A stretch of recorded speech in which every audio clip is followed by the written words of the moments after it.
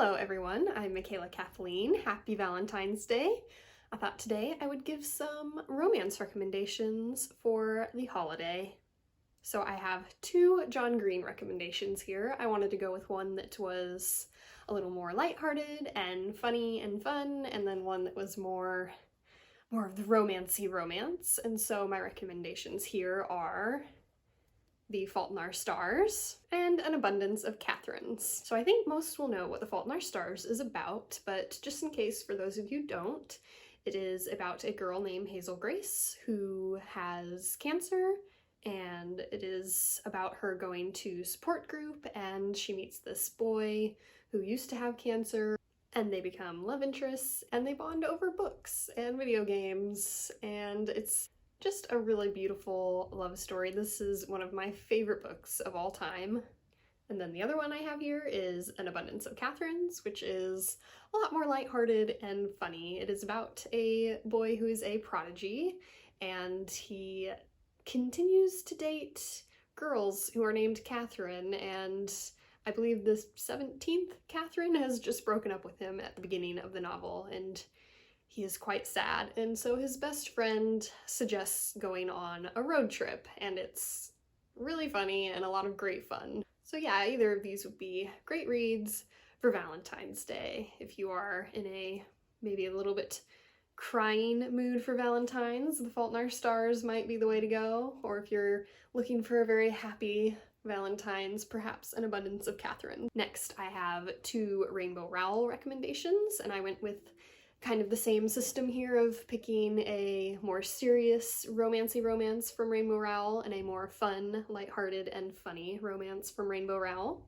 So first we've got Eleanor and Park, and we also have Attachments. So Eleanor and Park is about these two teenagers in the 80s who both feel like kind of the odd one out in their high school, and they sort of meet and bond over that, and they have lots of family issues going on. It does get a little sad towards the end, but it definitely has a very nostalgic feel since it takes place in the 80s. Definitely a good, serious romance for Valentine's Day. And Attachments is about a man who is working at a newspaper, and he works in the IT department, and this one takes place in the 90s, so also a bit nostalgic. And one of his jobs at the newspaper is to monitor the work email to make sure that nobody's using it inappropriately. And at the beginning of the book, this email gets flagged between the two female co-workers. And there's nothing really bad in the email, it's just not exactly work-related, and he reads it, and it's a funny email. And so he decides not to report them, but then the emails keep getting flagged and he keeps reading them without reporting them, which he knows is wrong. But he finds these two women very hilarious, and he starts to fall in love with one of them through her emails. He doesn't know either of these women. He works in a different department and hasn't seen them before, but one of them is just very funny and supportive of her friend. And yeah, he begins to fall for her, and so a much more lighthearted, fun romance, a very hilarious book. My next recommendation for Valentine's Day is actually a recent read of mine. I read it for the first time last month, and that is Anna and the French Kiss by Stephanie Perkins. This book is about a girl, Anna, who is being sent to a Paris boarding school for her senior year of high school, which just makes for a very fun and fluffy Valentine's read. But the characters themselves are very grounded and their relationships are very real. And I talked a lot about this one in my first month wrap-up because I just read it recently. So if you would like to hear a lot more about it, I will link that video down below. My next Valentine's recommendation is If I Stay by Gail Forman. This book is about a girl who was just in a car accident and is in a coma. And she sort of has a ghostly presence going on in the book, and she's trying to decide if she should stay or not. So this one, the romance actually kind of takes a backseat to her family relationships. She's actually considering that a lot more in her decision of whether or not she wants to come back. But there is this beautiful romance in there as well. So this is another very sad read if you're wanting to be in your feelings on this Valentine's Day. My next recommendation is Words in Deep Blue by Kath Crowley. I have only read this one once, about a year ago, so my memories on it are a little bit foggy, but it is a very cute concept for a romance. It is these two teenagers who have been friends for their entire life, and they work in a bookstore, and one of them, I believe, is about to move away, and the boy, I think, is about to move away, and so the girl leaves a note for him in one of their favorite books in the bookstore, expecting to get a reply before he leaves so that they can admit their feelings for each other or find out about their feelings for each other before he goes. But she does not get a reply, and the book takes place sometime later when he's coming back, and so awkwardness ensues. And so yeah, it's just a really fun, cute concept for a romance. I liked it a lot because it takes place a lot in a bookstore. My next recommendation is Holding Up the Universe by Jennifer Niven.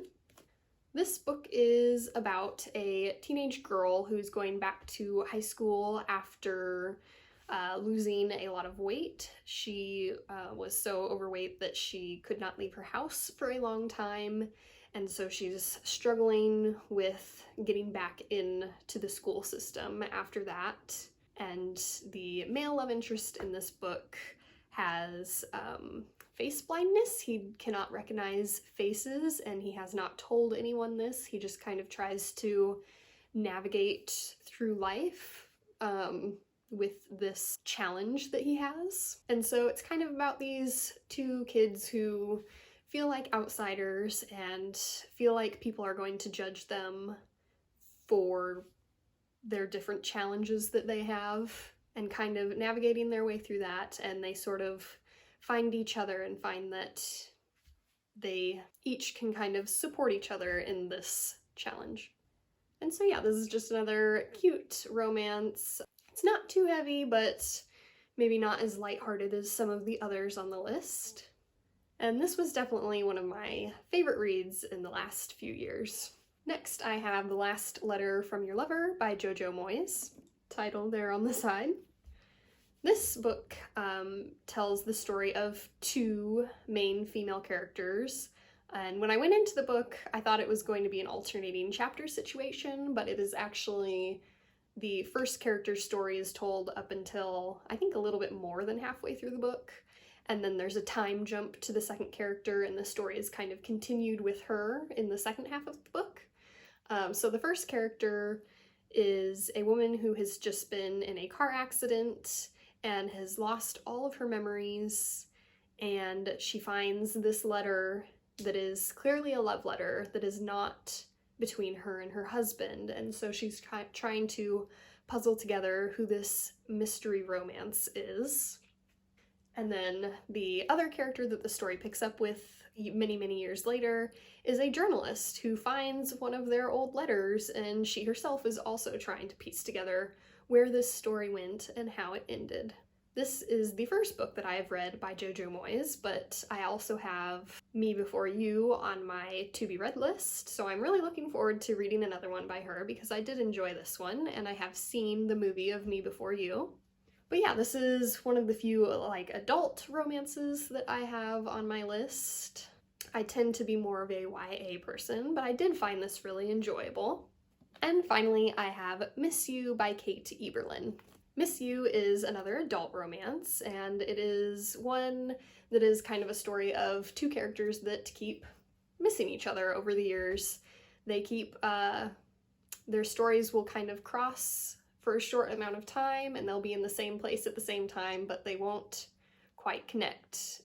So this was a fun one for me. It was fun to see their paths cross, but not really quite have their stories mesh together. You're of course always rooting for that eventuality.